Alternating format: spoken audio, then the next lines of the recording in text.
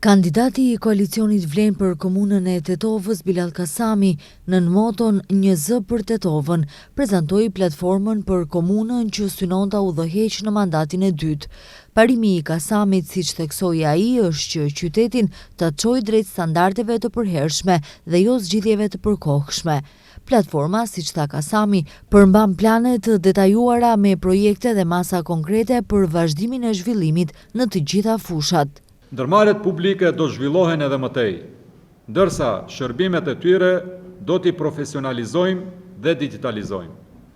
Prioritet gjatë këtij mandati, ujë 24/7 në gjithë komunën, kanalizim modern, mbulim i çdo vendbanimi me ndriçim publik, mirëmbajtje rrugësh, menaxhim efikas i mbetjeve komunale, transport publik funksional dhe strategji parkimi që do të ulë trafiku në qendër, si dhe do të zgjidh problemin me parkingun në gjithë qytetin.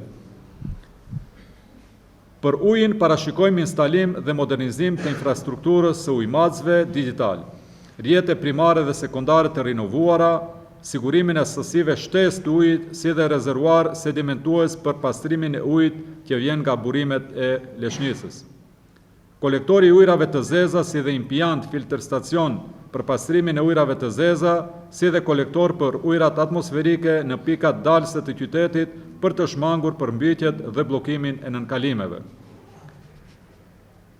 Transporti publik ngrihet në standarde evropiane, stacioni i ri autobusësh, korsitë dedikuara për transport publik, flotë e re me autobus e minibus elektrik dhe në stacione ekologjike, duke mbuluar linjat urbane, linjat me fshatret e malësisë. Kasami gjatë prezantimit të platformës për Tetovën premtoi transformim urban dhe infrastrukturor të Tetovës, arsim gjithditor, parkingje, shesh më të mirë, rregullimin e teleferikut Tetov-Kodra e Diellit, transport falas për qytetarët, ringjalljen kulturore të Tetovës, përfundimin e punimeve në stadiumin e qytetit, banesa sociale dhe 100 euro për çdo fëmijë që regjistrohet në klasë të parë.